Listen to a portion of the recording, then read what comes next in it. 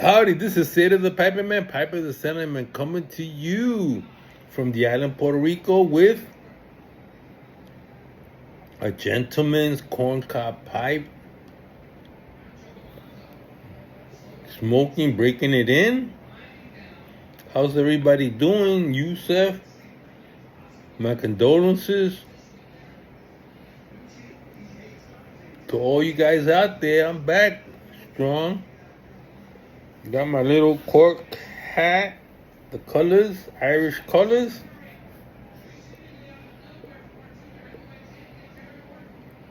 I was just talking to Evan, so I put a live, and I'm putting this done. I want to talk about something. I understand that this kid that died, I really didn't know much. I really didn't follow him online the past year. It's sad.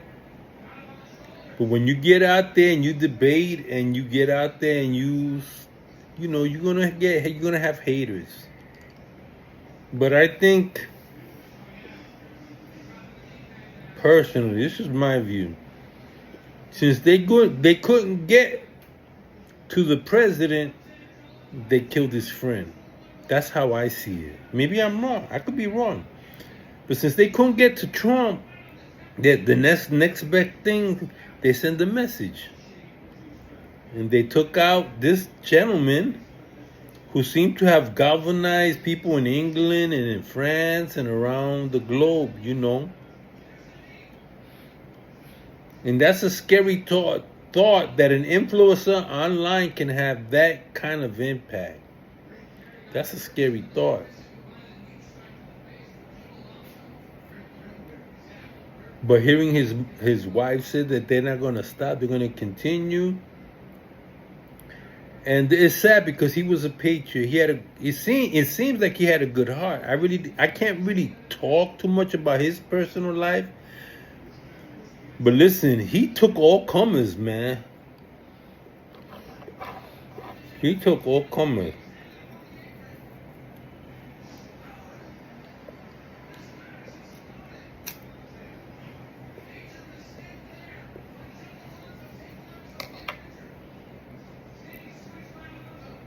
It's nice.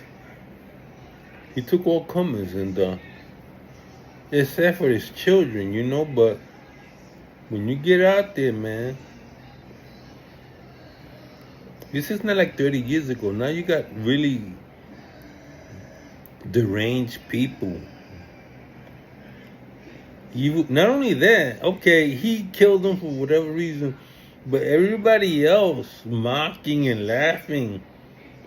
You know, these kids they're off their rockers. I don't know what's going on. But one thing for sure, there's evil in the world. See what happens now, you know? Like, I'm just living my life here, enjoying my pipe tobacco, living on an island. I decided after 9/11, where I almost lost my wife, she was working in Building 5. I said, it's time to go. My wife, who's lighter skinned than me, we were on a train, the number 6 train. We were going downtown. I was taking her out. And there were these black kids that saw me with my wife. They thought she was white woman. And they threw milk on me and they threw milk on her. We were on the train. And I was about to get off. These kids were like 15, 16, 17. There were 3 of them. And what went through my mind, I said, I'm going to fight these guys. They might want to hurt me. But I'm going to take 2 or 3 of these kids out. I'm going to show them. My wife held my arm as I got up. They ran out.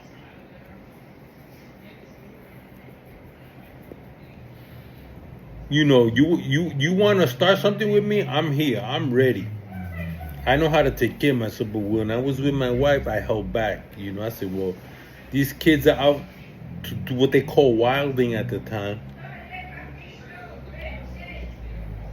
And I said, that's it. I don't want to deal with this mess. I'm getting too old.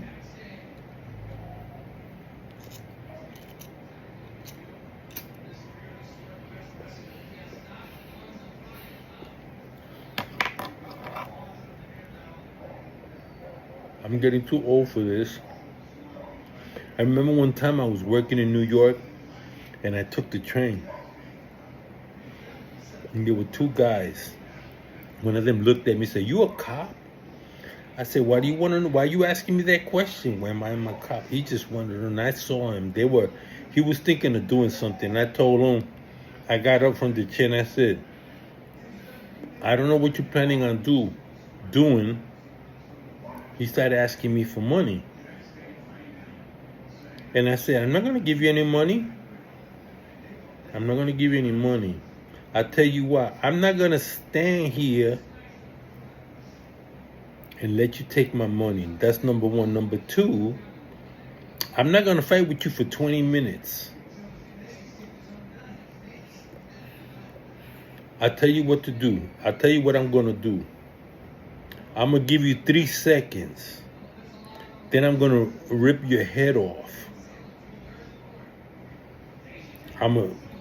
Just like in the movies, I said, I'm going to rip your head off, and you're going to be the other guy that was standing there, that was coaxing him on, and saying, you'll be lucky if you survive. They looked at me, and when I gave them that look, I said, I suggest the next stop you get off. Because if you don't get off and you stay on, I'm going to take that as a threat. They didn't know what I had on me. They didn't know what I had. I had a dagger. One of those Gurkha daggers I always carried at night. And I was with a dagger. And I was working at night and I was coming home. And I told them, I'm not gonna be fighting you for 20 minutes, both of you. I'm gonna take you out in 3 seconds. So I best you get off on the next stop. And if you don't get off, all hell's gonna break loose. And he looked and he thought about it and he looked at me. I said, I'm a grown man. I don't got time to be messing with these young kids. He goes, you in the military? I said, I used to be in the military. And then I changed the conversation. I said, why are you doing this? What are you looking for trouble? He says, I've lived my life. I was like, I was 60 years old. I said, I live my life. You're young. You got your future ahead of you. You don't want to end your life right now. Because if I have to fight you, I'm going to kill you. I'm going to kill you. And I'm going to do my 10 years for self-defense, but you're going to be 6 feet under.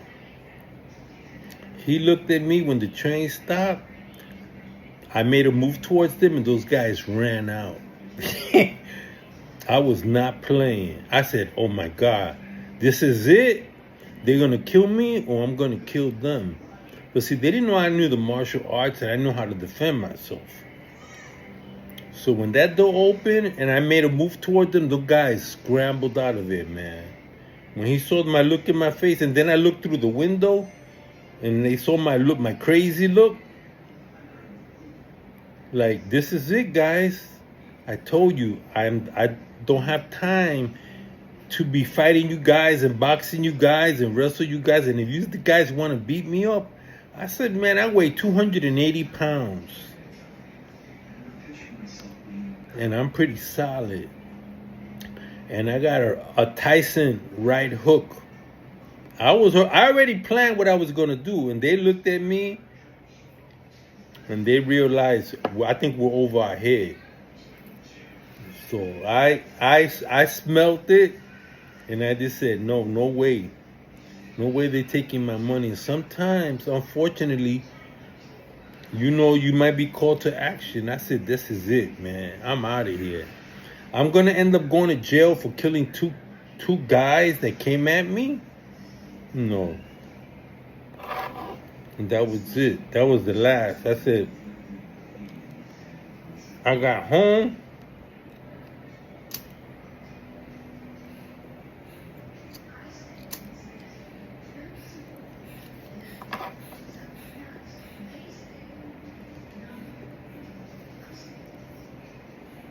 That's when I said, that's it. I'm done. I'm done living in America, man. I said, honey, let's move out west. My wife didn't want to move out west. I said, then let's go to the island because I'm not going to put up with this nonsense. And that was that.